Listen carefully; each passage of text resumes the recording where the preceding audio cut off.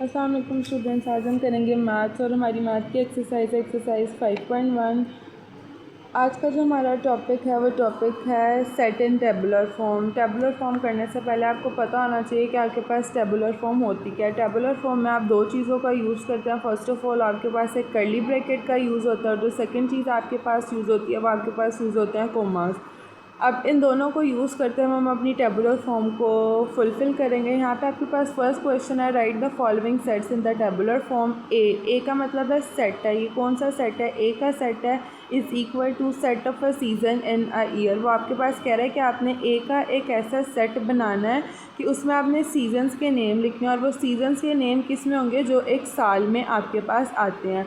अब यहाँ पे आपने लिखा सोल्यूशन ए। यहाँ पे आपके पास किसको रिप्रेजेंट करा? आपके सेट को रिप्रेजेंट करा। इज़ इक्वल टू यहाँ पे आपने कर्ली ब्रैकेट का यूज़ किया। स्टार्ट पर भी कर्ली ब्रैकेट का यूज़ करेंगे और लास्ट पर भी आप कर्ली ब्रैकेट का यूज़ करेंगे और आप यहाँ पे सीजन्स के नेम लिखेंगे। स्प्रिंग, समर, ऑटम, विंटर, ये चारों सीज़न के आपने नेम लिखे और इन सब नेम लिखने के बाद आपने जो इनको सेपरेट करना है वो कोमा से सेपरेट करना। होप सो ये आपको समझ आ गया होगा। नेक्स्ट क्वेश्चन आपके पास है बी भी आपके पास एक सेट है जो रिप्रेजेंट कर रहा है set of a names of day starting with W. तो कह रहा है कि आपने उन दिनों के नाम लिखने हैं जिनका जो आपके पास फर्स्ट वर्ड है वो डब्ल्यू से स्टार्ट होता है। एज़ यू ऑल नो आपके पास डेज़ ऑफ वीक होते हैं।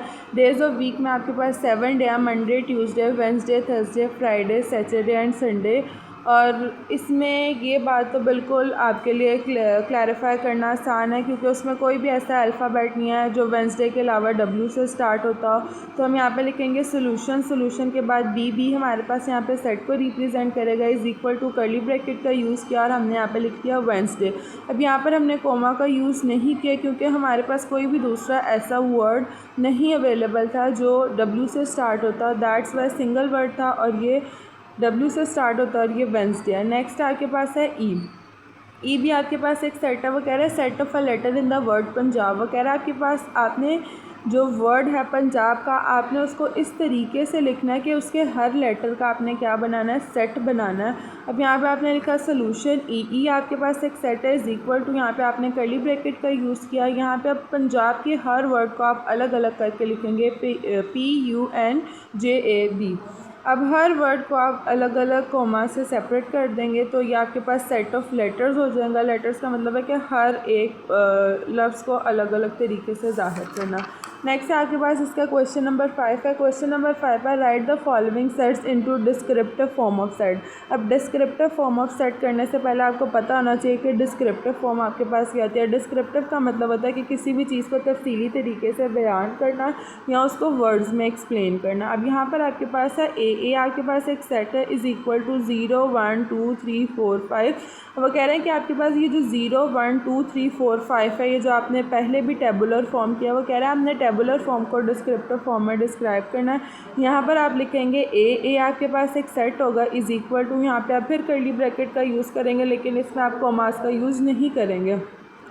और यहाँ पे 0 से लेके 5 तक है। सो ऑल नो काउंटिंग है ये हमारे पास है और काउंटिंग का एक प्रोसेस है। तो इसमें हमारे पास set of first 5 whole number है। ये हमारे पास किस चीज़ को रिप्रेजेंट कर रहा है? होल नंबर को रिप्रेजेंट कर रहा है। नेक्स्ट आपके पास है बी भी आपके पास एक न्यू सेट है। बी इज़ इक्वल टू अब आपके पास है curly bracket football, hockey, badminton और क्रिकेट। उसके बाद कर्ली ब्रैकेट और इन सबको सेपरेट किया गया हमारे पास कोमास से। और कर्ली ब्रैकेट और कोमास का जो यूज़ होता है वो हमारे पास यूज़ होता है टेबुलर फॉर्म में। अब हमने टेबुलर फॉर्म को कौन सी फॉर्म में करना है? डिस्क्रिप्टिव फॉर्म में करना है। यहाँ पे हमने लिखा solution B is equal to.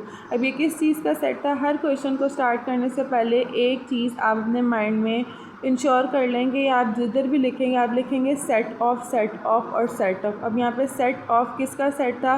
Football, hockey, badminton, cricket. ये आप सबको पता है गेम्स है। टोटल गेम्स कितनी थी? 1 2 3 4 थी। तो हमने यहाँ पे लिख दिया सेट ऑफ 4 गेम्स और इसको कर्ली ब्रैकेट से हमने क्लोज कर दिया। लास्ट क्वेश्चन हमारे पास है set E is equal to July, August, September, October, November, December. ये हमारे पास क्या है? मंथ्स के नेम है। अब आपने इसका एक सेट बनाना और उनको डिस्क्राइब करना है। जुलाई के बाद कॉमा, अगस्त के बाद कॉमा, सितंबर, अक्टूबर, नवंबर सब के बाद और उनको कर्ली ब्रैकेट और से ओपन और क्लोज़ किया गया। अब हम यहाँ पे लिखेंगे सोल्यूशन ई को हम रिप्रेजेंट करेंगे सेट से is equal to curly bracket का यूज़ करेंगे। इसमें पहले भी मैंने आपको बताया कि हम लोग कोमा का यूज़ नहीं करेंगे क्योंकि इसको हमने डिस्क्रिप्टिव फॉर्म में करना है। अब यहाँ पे हम लिखेंगे सेट ऑफ।